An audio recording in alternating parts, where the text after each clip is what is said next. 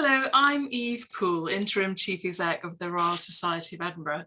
The RSE was founded in 1783 and our strapline is about making knowledge useful.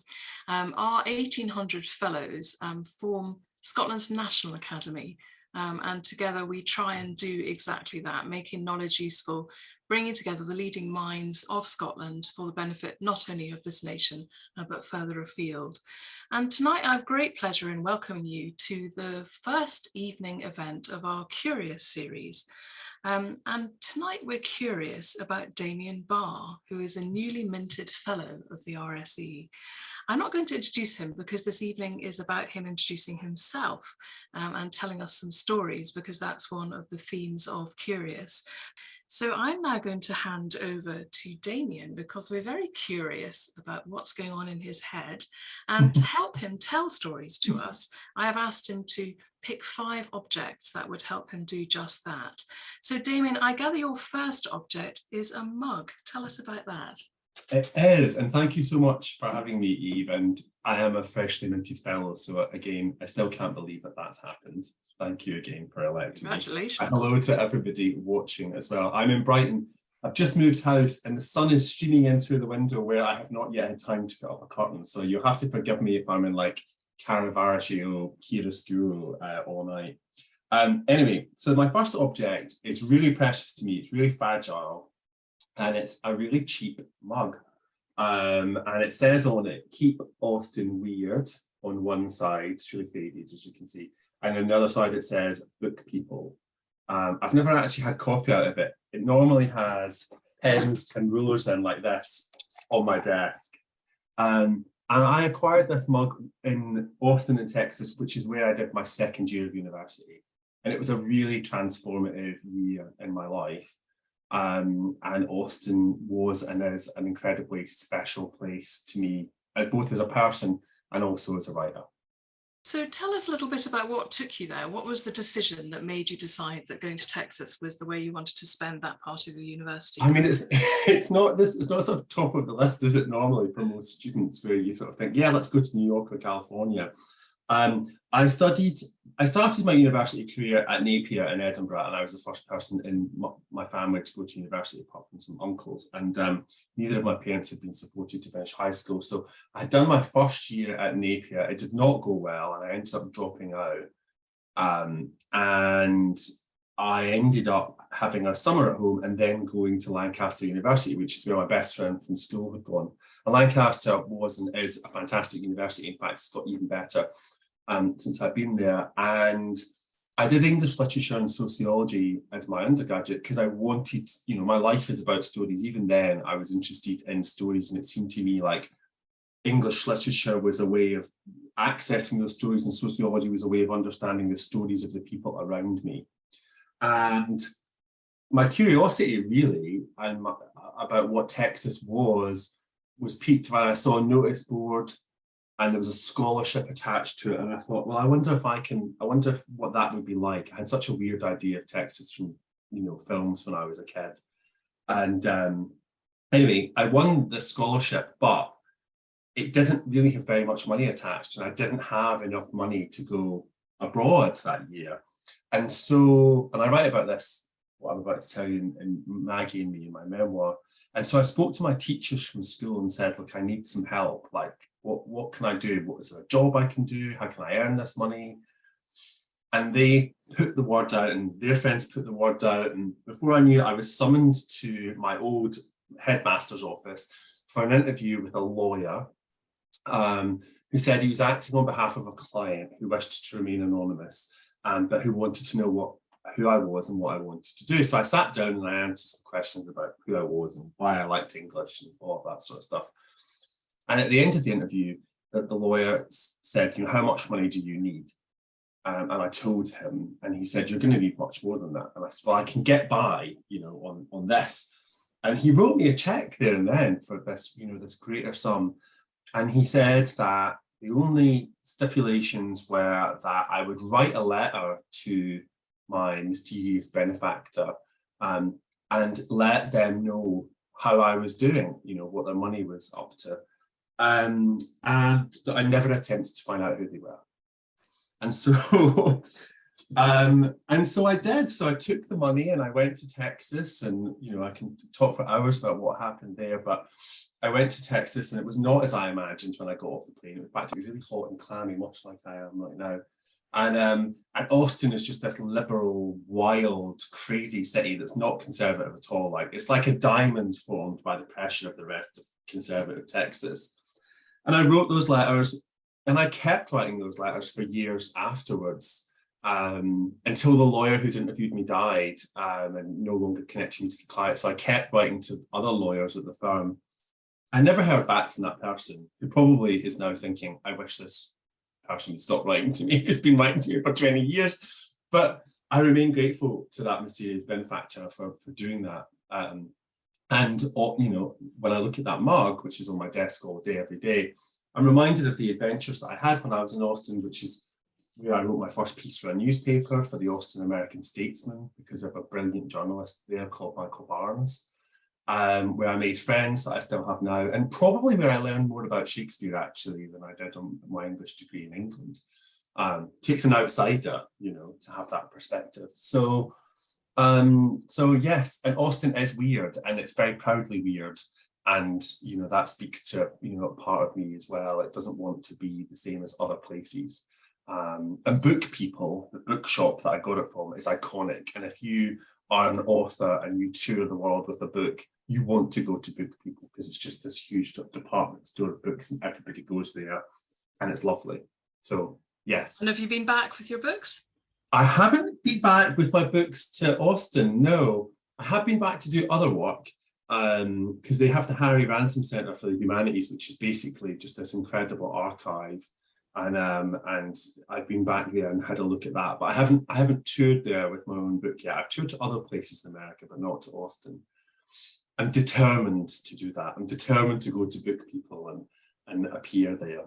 Oh, fantastic. And what a lovely story about your benefactor. I'm sure they're very proud of you. No idea who that person is. And I just sort of think it just shows you that a random act of kindness can really change somebody's life. And it really did change my life. It was also the year where I first went into therapy, where I first accessed mental health help. And that just really, really, really helped me get a different perspective on my life and feel the sense of control and agency. And it was just very special. That's fantastic. Well, let's see what your second object story might be. And your second object is a Queer Britain badge. So tell us about why you've picked that. So here is this wee badge. So Queer Britain is a museum that has just opened. It's the UK's first LGBTQ plus museum. And I thought that was a misprint when I read it, because I just assumed that there would be a museum like that already, or that it had opened and then closed. And it, no, it's true. It's the first one. And it's open just behind King's Cross in London. So if people are trying to find it, it's just behind the Waitrose. It's very awkward to find, but it's right there. And really, it's the first museum of its kind in the UK, but not in the world. And it's telling the stories that haven't been told in history about LGBTQ plus people who are so often criminalised or erased. People want to pretend that we don't exist still.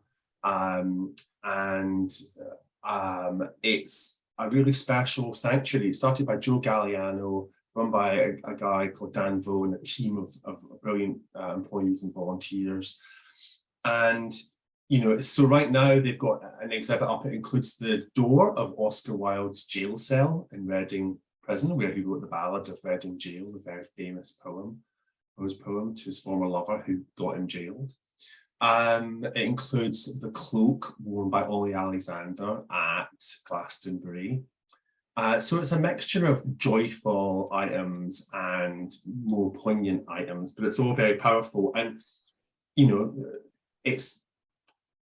it needs to exist because we don't exist still in other museums and in other places. I've lost count of the number of galleries that I've gone to where, you read about two women and they're described as friends or, companions, and relationships are erased and the joy and love is taken out of it, and the struggle and the strength is taken out of it. And so Queer Britain is a place where those stories are told without shame, and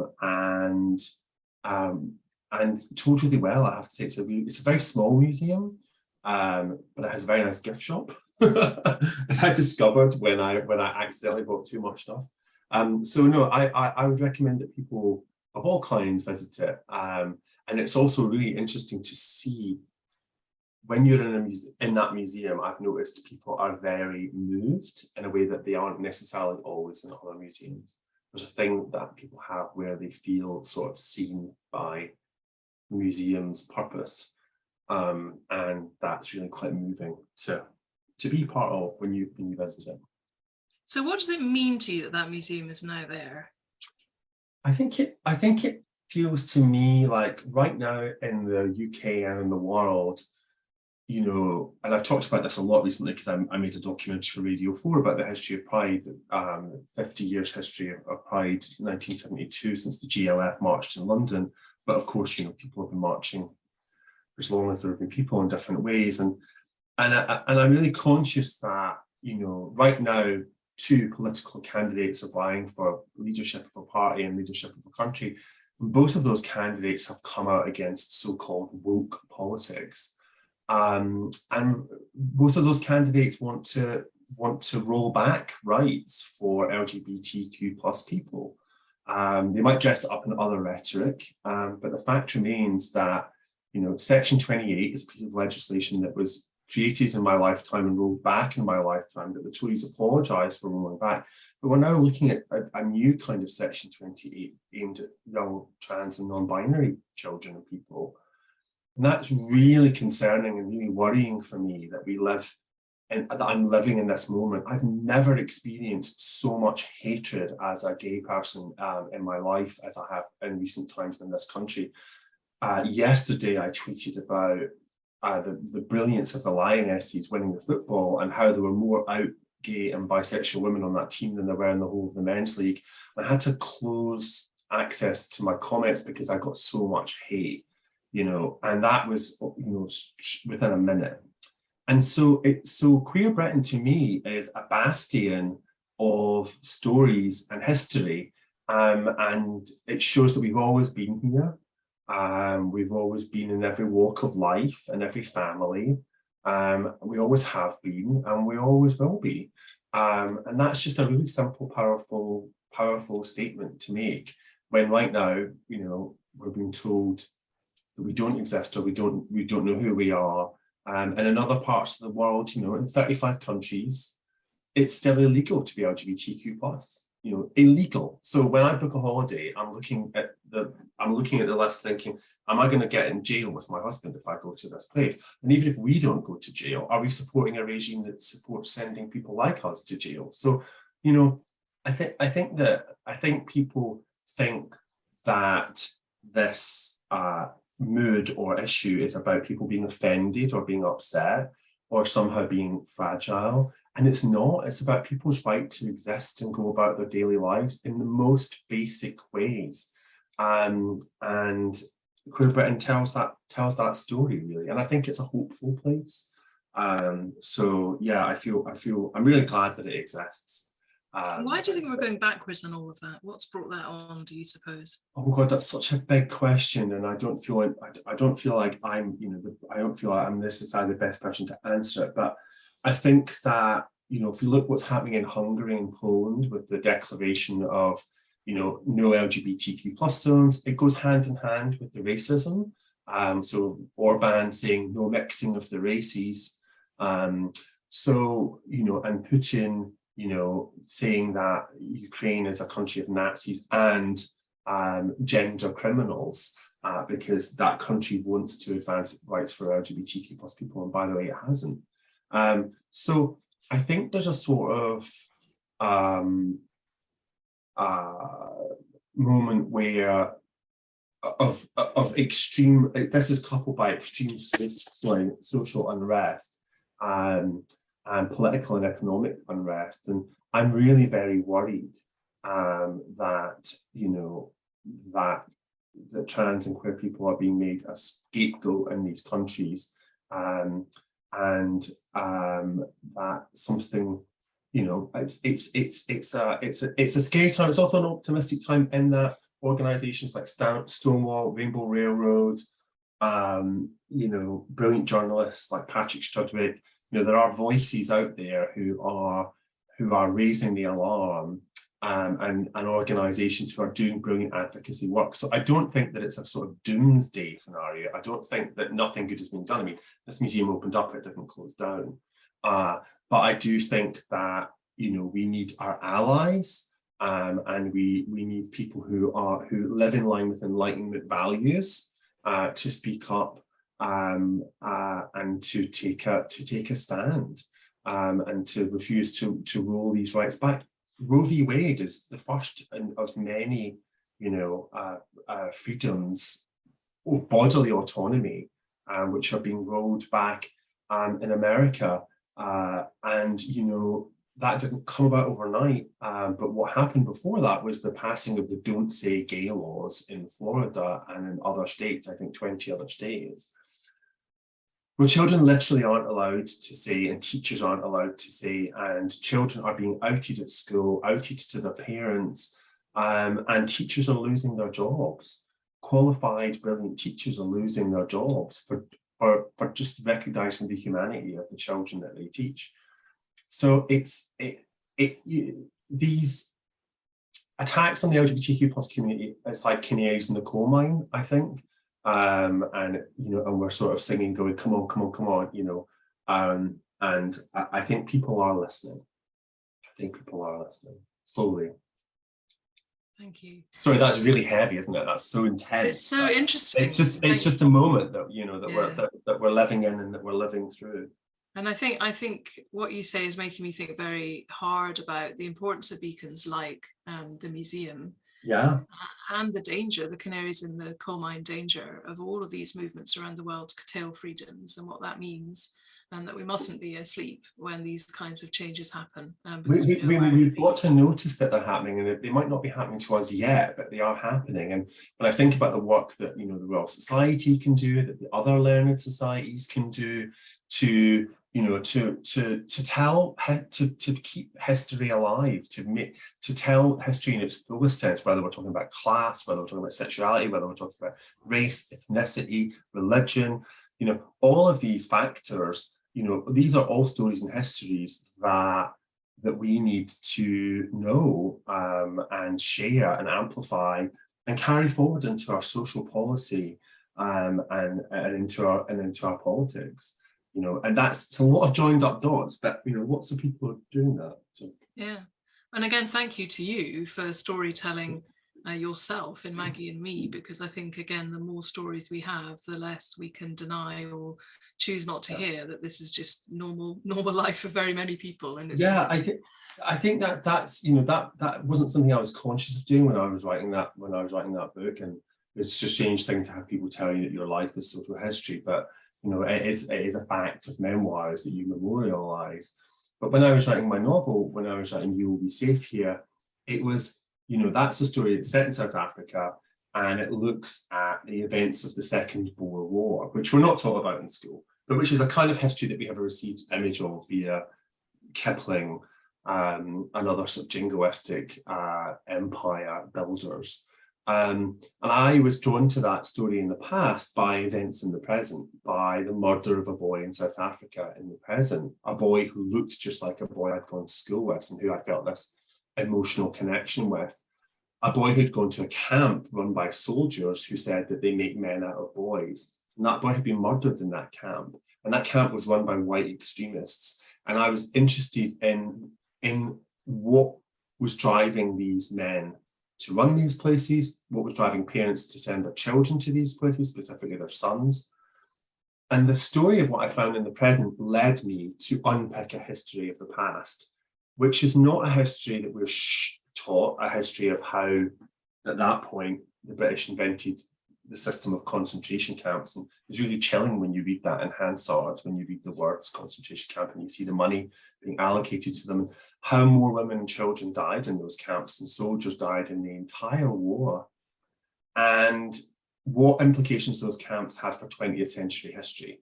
And so with that, I was very conscious of stepping into a historical space where there were competing narratives, but also all these spaces where people just, for the most part, didn't care about the lives of those women and children. We wouldn't know if it wasn't for a pioneering British woman called Emily Hobhouse, who went there and recorded the stories of these women and children. We wouldn't know about so much about what had happened, about what the British Empire did.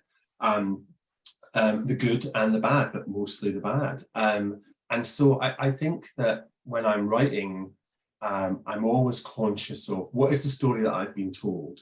Where is the space in this story for me to tell my own story? Whether that is the story of my own life in Maggie Me, or whether that was the story of empire, of war, and We Will Be Safe Here. And I, as I think about what I'm writing next, I'm thinking about that too. So, thank you. Well, one person who's always been advocate very positive is Dolly Parton. So tell us about your object to do with Dolly. So this is a picture. I hope that you can see this and just kind of adore the gorgeousness of Dolly. This is by an Australian artist whose name escapes me actually.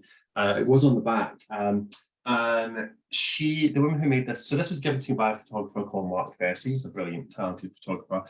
And I just think that Dolly is, like, if we talked about dark things and difficult things and painful, she's the opposite of that. She is a being of pure light. And joy, and I think her imagination library, where which now operates in the UK as well, where children are given books not just to borrow, like from a library, which is a brilliant thing, but to own, which really makes you feel invested in books and in stories. We know that, and I just think that her choosing to spend her money to on the imagination library, or choosing to spend her money on a theme park which employs lots of people locally and is as sustainable as it can be, her choosing to spend her money developing the Dolly Moderna vaccine. I mean, I was distraught when I did not get the Dolly vaccine. I was like, I get the Dolly vaccine in my arm, but I had to have somebody else's vaccine. And so, I think that she's absolutely brilliant and a hugely talented musician and businesswoman, and she loves books and stories. And when my first job on Front Row, they said to me, who do you want to interview? And when I would interview lots of people. There were lots of people that I went on to interview by Pet and all kinds of incredible film stars and musicians and stuff. The one person I said was Dolly Parton, and they said, well, if you can get her, you can talk to her. And I was like, this is a challenge. And thanks to the nice people at the Imagination Library, I was able to meet that challenge and interview her. And it was just the most incredible, what was it, 12 minutes? And there we just sat and had a chat. Were you nervous? We sat and had a chat about Thatcher and the Rye and books that she was reading, because she's on tour all the time, so she reads on tour bus all the time, and she's just brilliant. So, and she's aware of how she's dismissed as a woman. She's aware of how her body, she gets her dismissed in her hair and all the rest of it. But she's actually, I think she's truly iconic, and I genuinely think we're lucky to live in the age of Dolly. And there's some really serious academic writing about Dolly now, and some really very good books about her. So yeah, I'm a fan. So if you were going to send every child in the UK a book, which would be your compulsory book you think they all Oh should God, at what age are they? Is it? Well, give me one for primary and one for secondary. One for primary, one for secondary. Okay.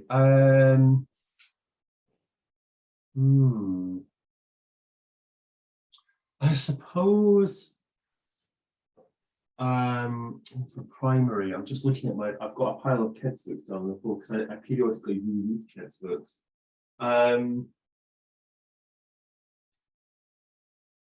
I think for high school, I mean, the book that made the biggest difference to me in high school, and I have a signed first edition of it here that was given to me by a friend, is The Colour Purple by Alice Walker, which is just an incredible story of two sisters trying to survive in the American South. It's set in the sort of Depression era Georgia, I think it's Georgia. And these two sisters are Black, they're encountering racism, they're encountering sexism. It's so many forces are acting against them, but they remain true to themselves, true to their bond. They find joy in the world. And, the line about the colour purple is that it was God having a joyful moment to himself when he created the colour purple. And whenever he sees she smiles. So I think that book really changed me because it was written in the vernacular. It was written in the voice of these young women.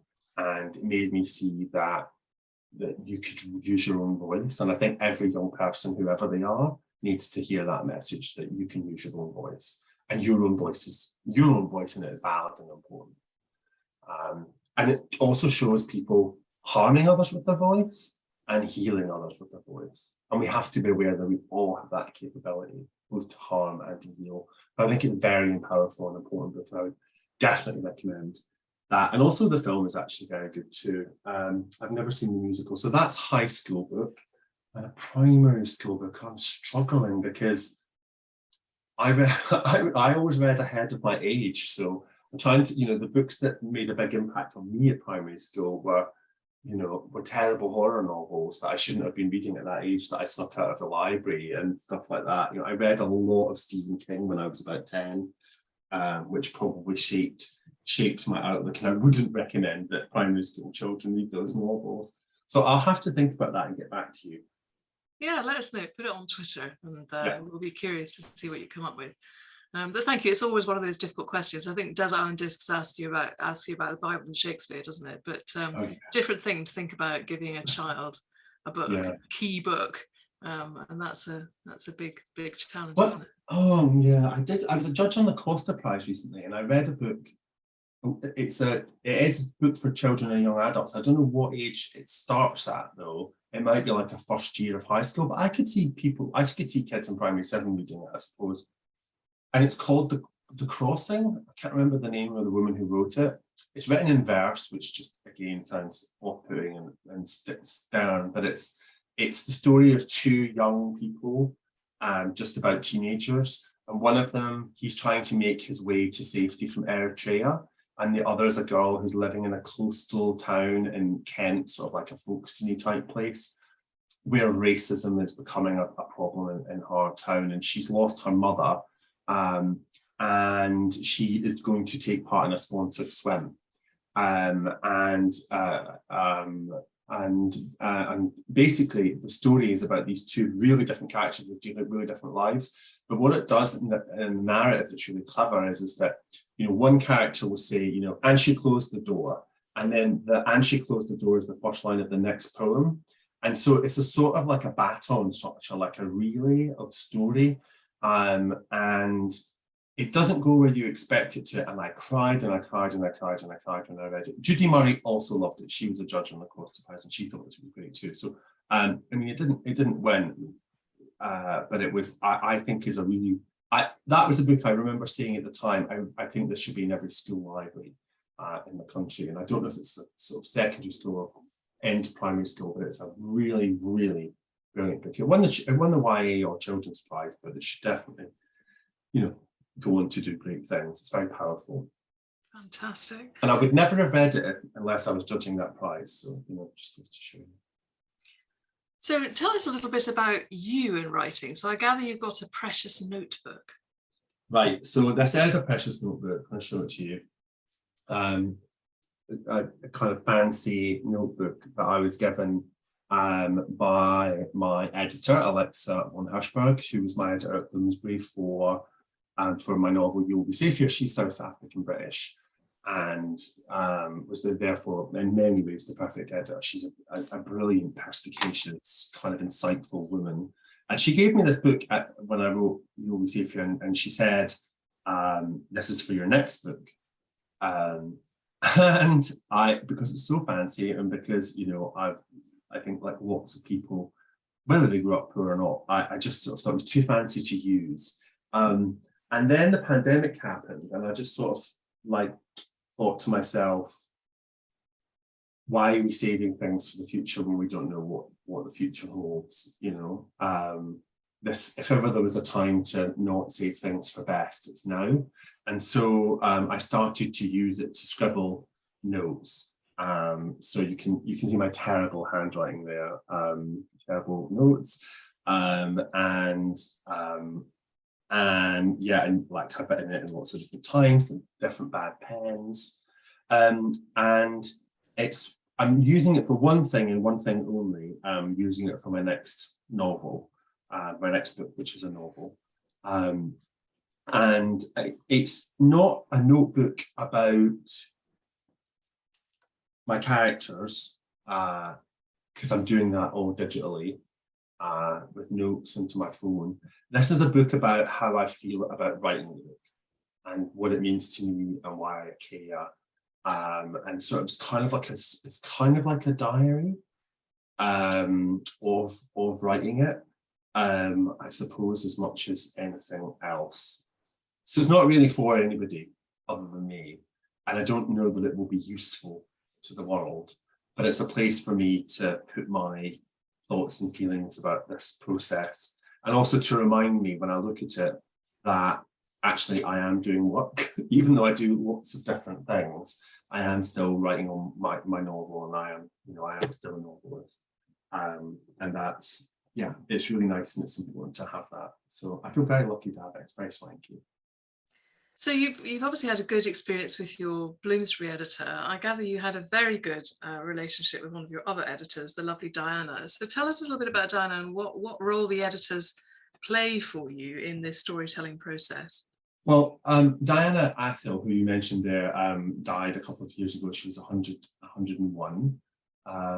And she wasn't my official editor ever. That would have been far too terrifying. But she did read my memoir, and she did read my novel, and she did give me notes in her spidery handwriting. Let me see if I've got any of her. I usually have her notes. There might be somewhere on my desk to hand, but her handwriting got very spidery. But yes, so I mean, she edited, Lydia Naipo, Jean Rees, White Glass of Sea, Denton Welsh, and she didn't really start telling her own story until she was much older. She'd written some fiction when she was younger. She started memoir when she was later on. And I remember reading in her book, and somewhere towards the end, which is a collected memoirs from Granta, and she said, that her family discouraged her as a child, very posh, grew up in a country house, discouraged her from talking about her own personal story, and said to her, "You are not the only pebble on the beach," her grandmother said to her. And that really stuck with me, because I think, that we all hear that, regardless of who we are. We all, we're not all encouraged to tell our stories all the time. And I thought, wow, if the woman from the country house can have that barrier, then the boy from the council house can too. And it made me think about, the problems of privilege as well. So yeah, we were very unlikely friends, and we met when she came and did my literary salon. And I think she was 93 when we met. Yeah, 93, or maybe 92. And I just, she's just a most delightful person, and she's funny and clever and kind and so on top of the world.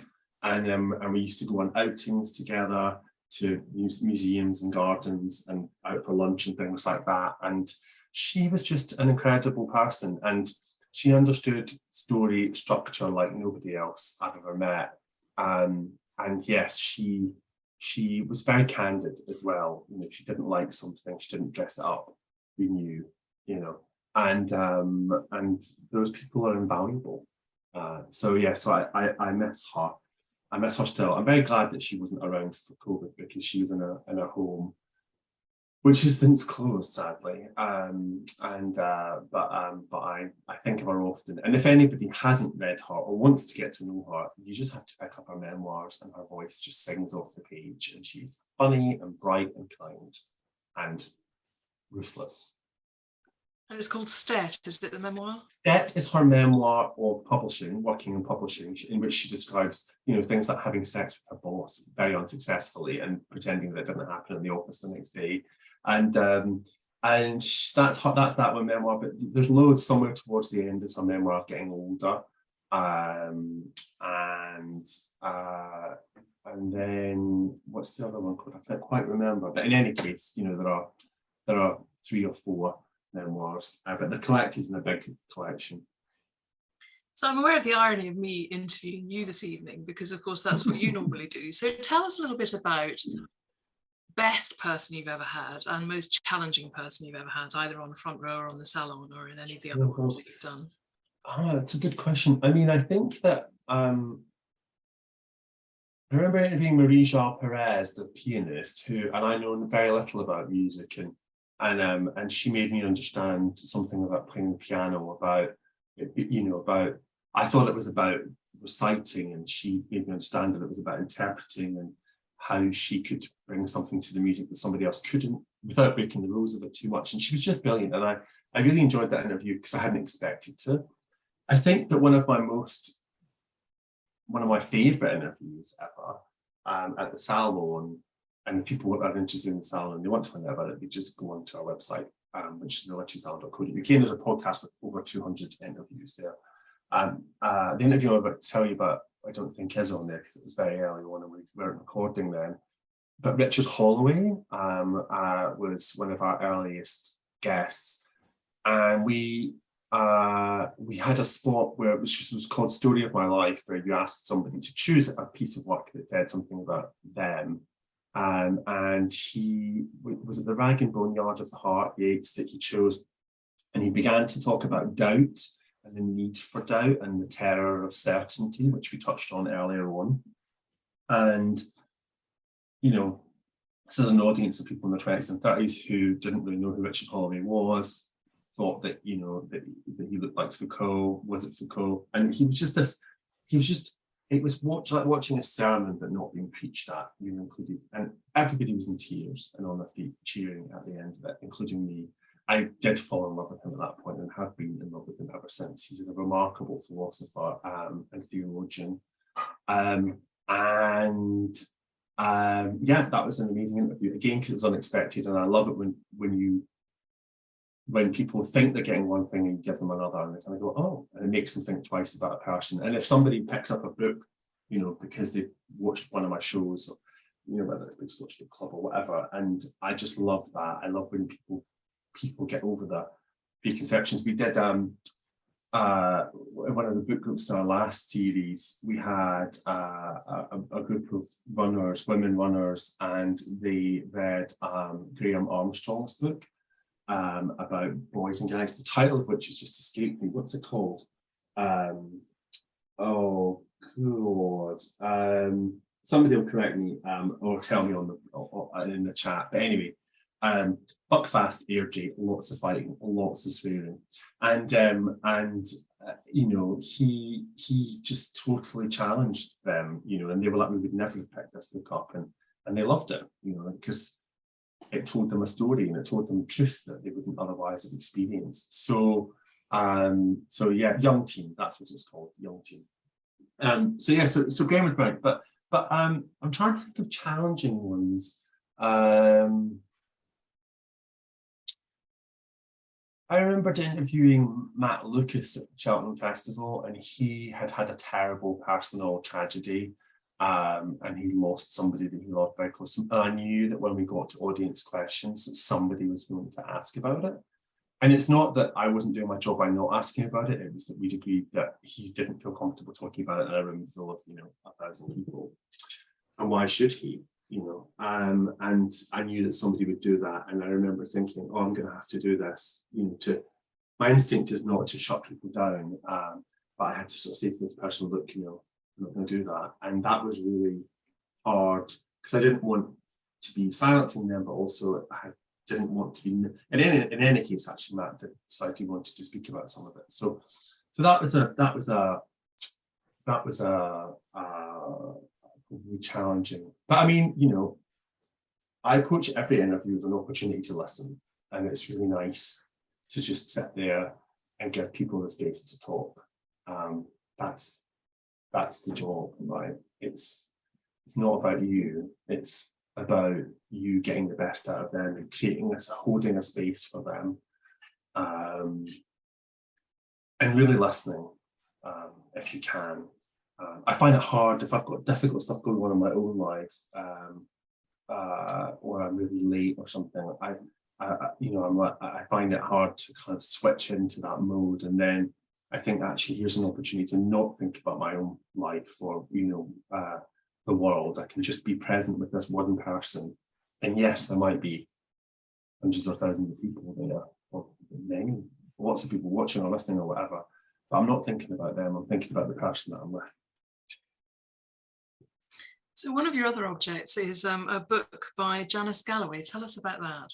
Oh, this is just, what a great book this is. And if people haven't read it, they need to immediately get their hands on it. It's called All Made Up. This is a proof copy of Janice Galloway's second so-called anti-memoir. Janice Galloway is one of Scotland's greatest living writers. And look, here it is signed from when I interviewed her in 2011. It says, I want to correct the typos already. Janice Galloway for Damian Barr. And you can see from all the bits that I've folded how many pages, you know, that I think are sort of like jumping out at me there. And again, like The Colour Purple, this is a story written in vernacular, so it's written in the way that people speak. And it's a story of sex and school and adolescence in small town Scotland. So I think it's Salt Irvine, basically, in the 1970s. It's a story of her and her mum, who's a cleaner, and her sister, who's older, glamorous, incredibly glamorous, unpredictable, violent young woman, really troubled.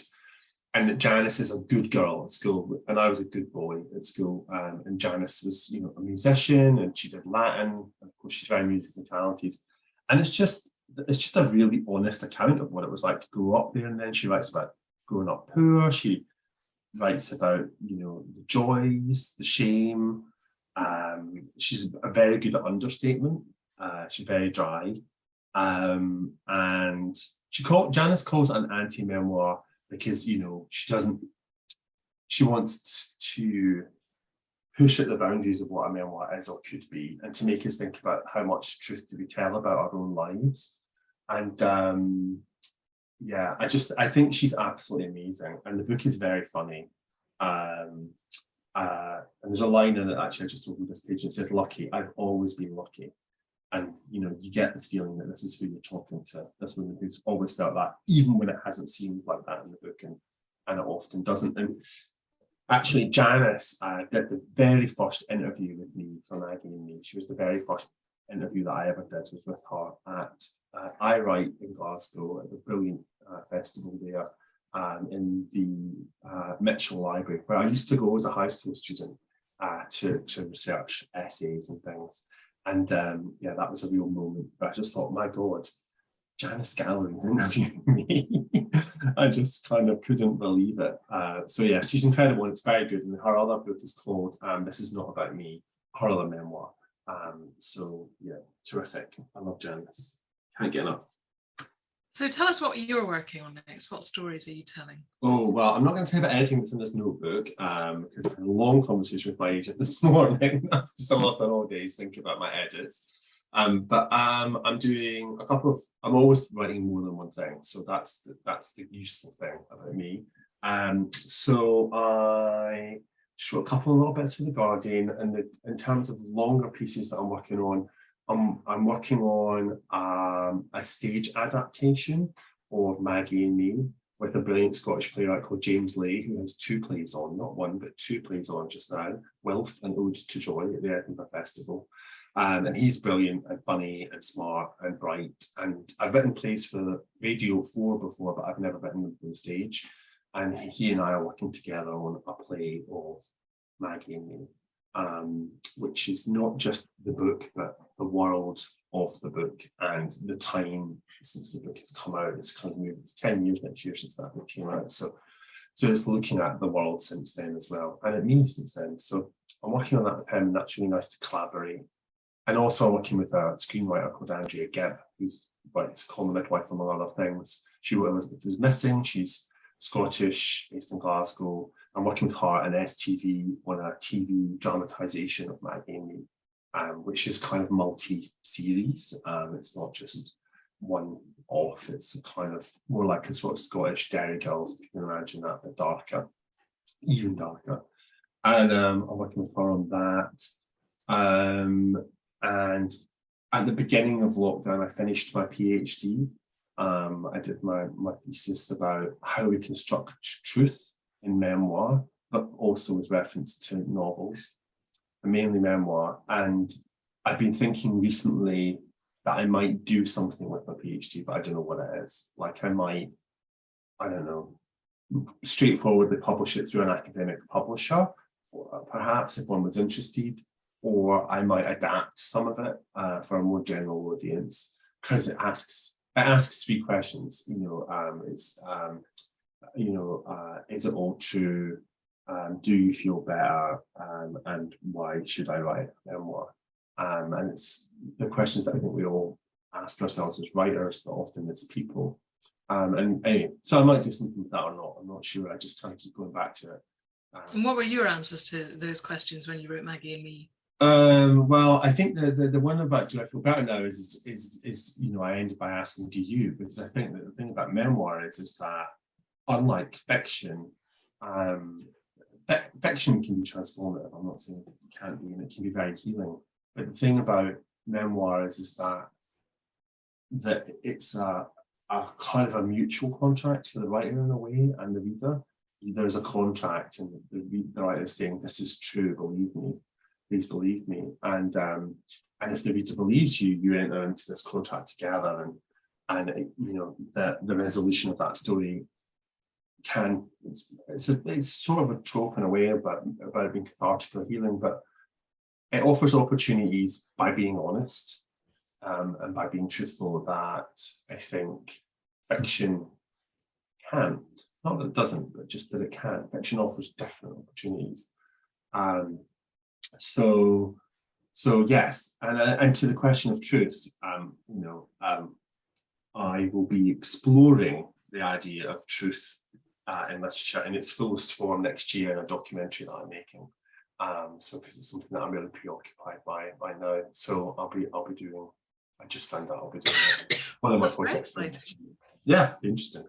Nothing like a casual interrogation of what does truth mean. And how did you feel when Maggie and Me came out? What was that like for you, like unleashing that on the world? I think it resolved a lot of stuff before, because I think that once I'd started to write in earnest, because the book took 7 years. So once I'd started to write, a big bit of it was about fear of what people would think about my family or me. Would they judge me? Would they be mean to my mom or my dad or my sister or my brother? Or, so I was protective of people and of myself as well.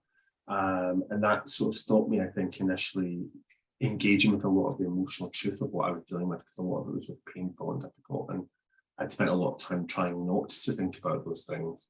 And here I was putting myself in a position where I had to think about those things. So I'd done a lot of that thinking beforehand, and like Diana with the pebble on the beach, I had to give myself permission to tell my story. And then, you go through a process with memoir where you're edited by your editor, another editor, and a legal editor. And the legal editor goes through the memoir and says, these are all the ways that you could be sued. And it's sort of terrifying. And I remember thinking, why am I doing this? And being really scared of it, but actually it was the most freeing thing I think that I could ever have done. It didn't feel that way at the time. It felt quite terrifying. And of course, Thatcher died the week that my memoir came out.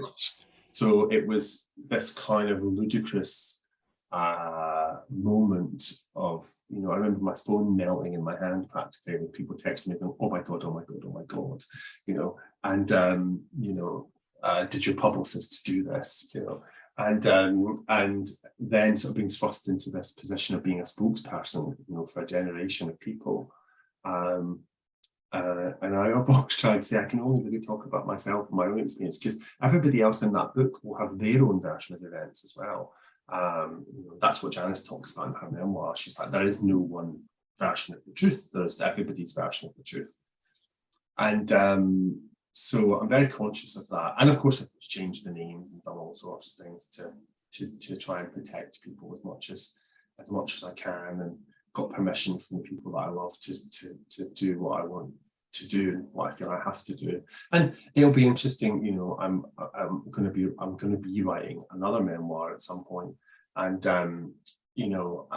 it's hard not to think about having been published and having had the privilege of being read by people, and that not to hear their voices in my head when I'm writing about what's happened to me.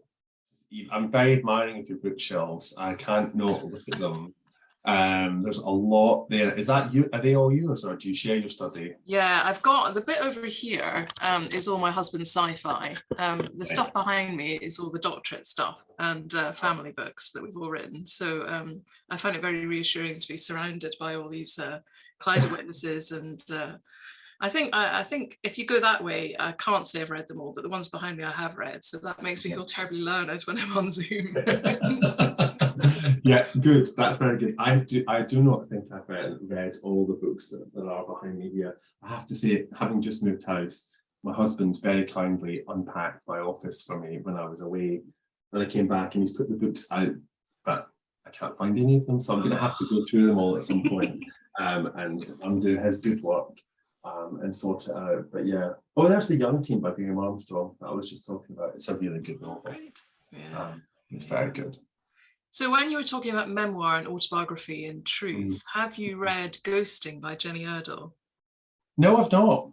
That's a really interesting one. She died sadly very recently, but that's a Canongate book, and she had essentially been a kind of ghostwriter for Nai Matala for many years, and was struggling to find her own voice. So she wrote what was really supposed to be an autobiography, but because the lawyers got involved, ended up being a sort of fictional memoir about what it feels like to be using someone else's voice for them. Because she not only wrote a lot of his love letters and everything else, she wrote some novels for him because he was determined to become an acclaimed award-winning fiction writer. And this I remember well. But given your doctorate, it's a very interesting philosophical inquiry really into what it's like, not only to write your own memoir, but to be writing other people's and trying to understand who your voice is and what is there. One of my very best friends is a ghostwriter. She also writes her own fiction and non-fiction, but she's a ghostwriter, and I'm just in awe of her craft and how she enables people to she interviews them and then she adopts their cadence, and then she's writing and she brings, I think they are probably more interesting or better versions of themselves somehow by the time they've been through her filter. But I think it's a really skilled job. And it's really valuable because a lot of stories that we read would not have been told because those people couldn't write. They just lived something. So I'd rather have the story by a ghost than not. But yeah, they're all different kinds of ghosts. And would it be weird picking who's going to play you for your play?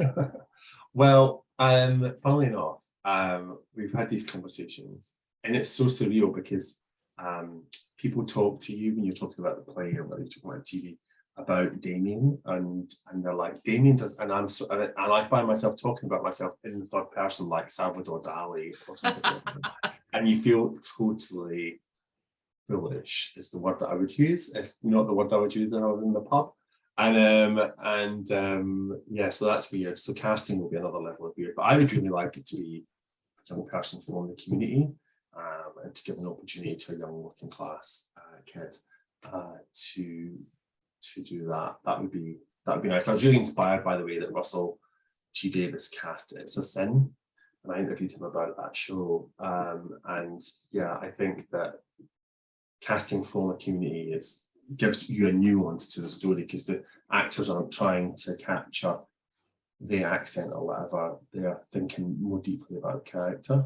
So yeah, that's what I'm thinking. But yeah, it would be nice if we got to the stage of casting. That would be a luxury stage. Who knows?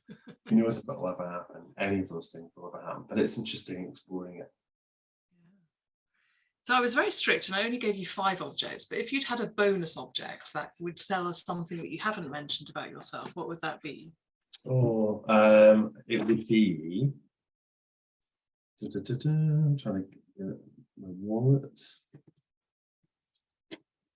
My wallet is so messy. I hope this is in here. I'm trying to find photograph. Where is it? I can't find it. Oh, here it is. This is a photo. This is a photo of the merry-go-round in Brighton. And it's a picture of me in my kilt, sitting like very elegantly. And the man in front of me is my husband, and it's our wedding day. And so that would be the object that I picked. That was snapped, and it's just outside his ceramic studio on the beach. So yeah, that would be the other object. That's fantastic. That's such a picture of joy. It's a picture of pure joy, isn't it? And just every time I look at it, it makes me smile. And that's why I keep it in my wallet, because I'm just like, gives me such a boost every time I see it. Somebody's asked a question in the Q&A, I think. So they were asking about the author of Ghosting, which is Jenny Erdal, Jenieerdal, but I popped it in the chat. Oh, good. Well, that's great. I will check that out. Yeah, it's very fascinating. Useful for my next project. Yeah. And I think that may be all the questions we have got time for. So I just wanted to say a huge thank you to Damian for letting us be so curious about you and what's going on in your head and your life, and really appreciate the time you've taken to tell us your stories and to be open to questions from others. So thank you very much, and thank you to all of you who've joined us today. Thank you for having me, Eve, and thank you for your thoughtful questions and kind shepherding of my chaos. I really appreciate it. Thank you. Good luck. Good luck with the playing. Good luck with all the writing. Yeah, I'll get back to it now. How about that? All right. Thank you very much. Bye-bye.